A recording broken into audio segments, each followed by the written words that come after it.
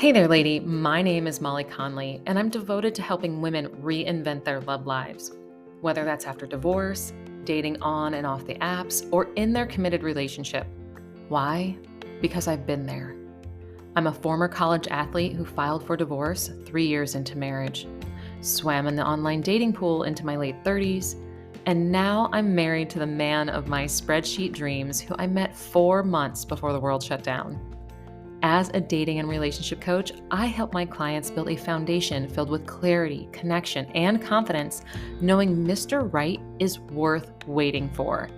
Each week on the podcast, I'll bring you love life insights and savvy guests where you will receive the courage to release programmed limiting beliefs, discover patterns and behaviors restricting you from finding and attracting quality men, and ways to choose yourself first so you can build a foundation for a healthy relationship with yourself and a partner.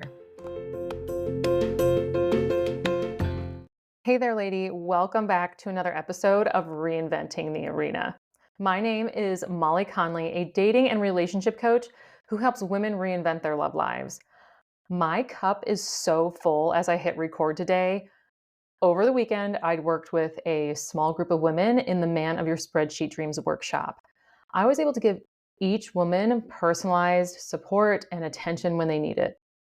Honestly, I am so grateful to have been there for them, to have them, open up and be vulnerable to their current love life situations and dating frustrations. A few of the dating frustrations fall in the category of being in situationships. So today I want to focus on the inner and outer ways to get out of a situationship. This might seem like a bit of tough love, but you deserve to be in a relationship and you deserve to have your love life be an 11 and not a 10. But it always is going to start with you.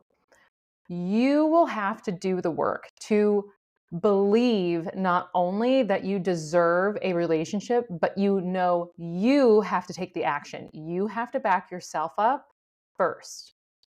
It all starts with you right now. Grab a journal because I'm going to give you some things to work through. First, I want you to define, what is a relationship to you? What does a committed relationship look like to you? How often, are you seeing each other? How often are you communicating? In what ways are you communicating? Is that text, sending things through social media apps? Is that email, phone calls? Do you hang out with your friends and do you hang out with his friends? Does he meet your family and vice versa? Or even do you move in together? So what are you currently defining is a relationship, and what type of commitment are you ready for? Next, how are you spending your free time when you're not with this ideal partner? So this is important because you're not going to be joined at the hip. You two are individuals who still live separate lives. So write down what you want to do when you're not around your partner. So when I was in that single stage and dating, my life looked like I would basically swim during, early hours in the morning and then go to work. After work, I would either spend time with friends or I would go for a run. And if it was warm in the summer, sometimes I would go paddle boarding, might even just take myself out for dinner, read a book, any sort of nice little casual thing during the week. And then on the weekends, I'd go out with friends, possibly spend time with family, actually go out on some of those dates. So then I want you to think about how you want your potential partner to integrate into the life you just described. So how would your daily or weekly life change if you had a relationship that you just defined earlier right now? In my example of what I was doing in my life, it wasn't going to be much. He wasn't going to come work out with me in the morning. He wasn't going to go to work with me. He wouldn't join me all the time with meeting my friends or coworkers after work. He wouldn't always go to dinner with me. You live two separate lives. So he's not spending every single moment with me because I still have my own life and my own interests, right? It's going to be possibly something that's similar for you. I want you to go through this exercise, literally go through it, write it down, because it's going to be helpful when you're out there in the wild trying to date or when you're on the apps and you get that first date. So now, before you go on this date, we need to do some mindset shifts here. The biggest one I like to work on with my clients is to remember that the date is about getting to know someone, to get enough information to see if you think he is worthy of going on a second date with you. Now, I know that I say worthy, as a lot of us, yes, old me included, would have said that they want to get that second date. Like that was the goal.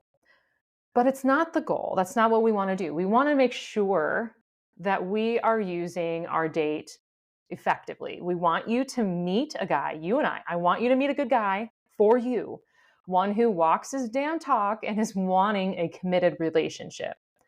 Get to know this man as another human being while still bringing up what you're looking for, which is a committed relationship. To do that, you need to remove the emotion from the first date.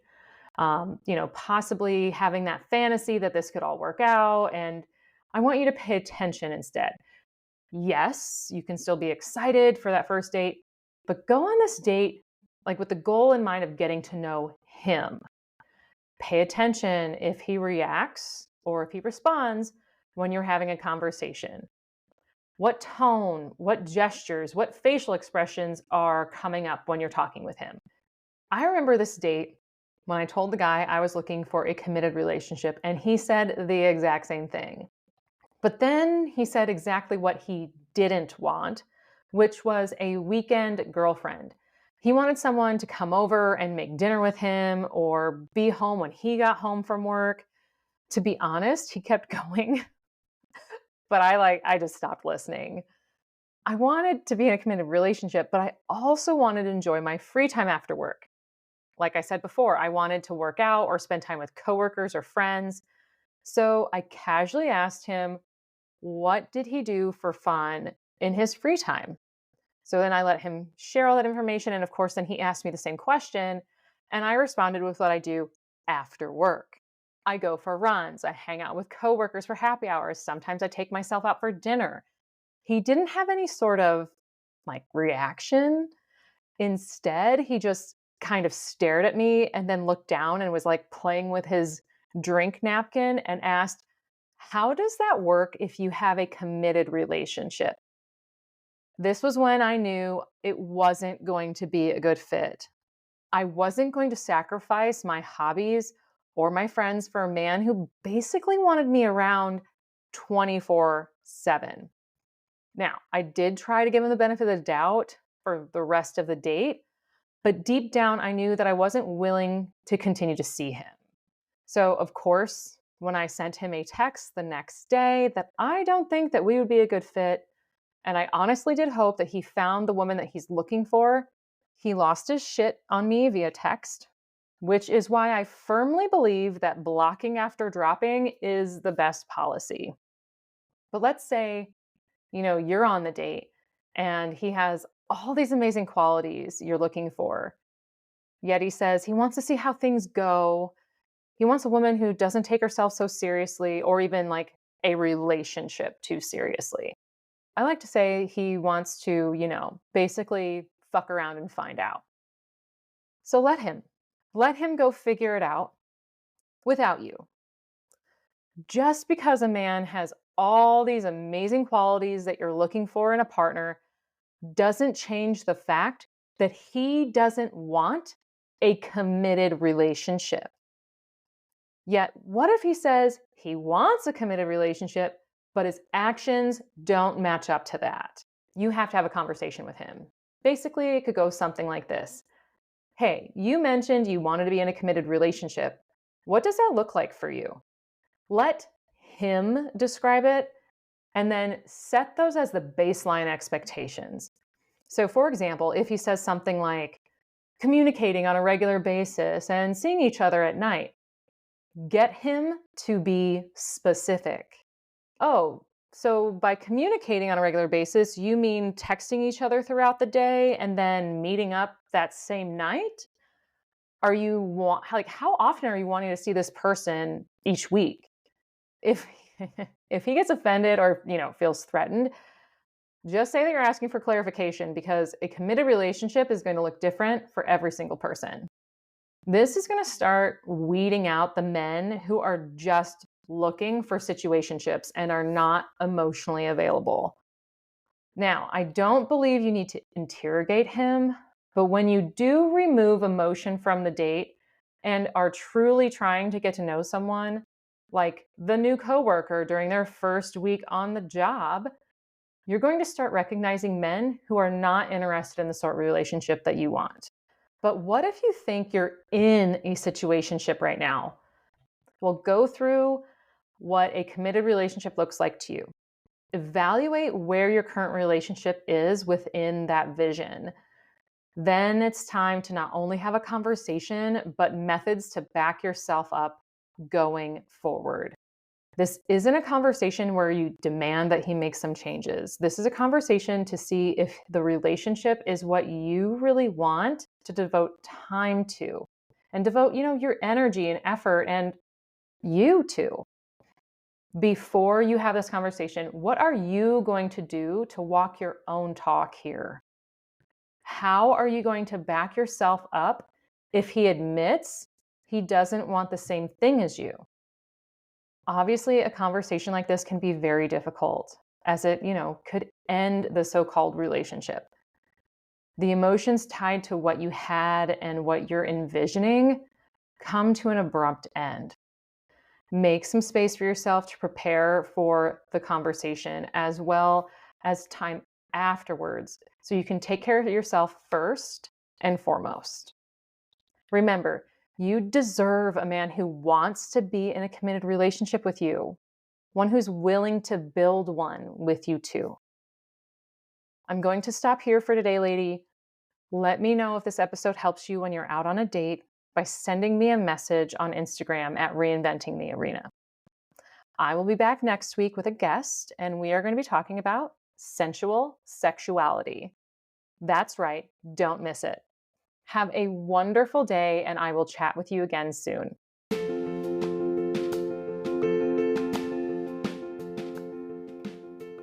Thank you for joining me on the Reinventing the Arena podcast. I'm your host, Molly Connolly, a dating and relationship coach devoted to helping women reinvent their love lives. Tap the subscribe button so you never miss out on an episode. You can always find me on Instagram at Reinventing the Arena, or you can learn more by visiting my website, reinventingthearena.com. And know this, I 100% believe there is a man out there for you. There's no better time than now to believe it too. You can always reinvent your love life, lady, filled with clarity, connection, and confidence. Just take it one choice at a time. Enjoy the rest of your day, and I will chat with you again soon.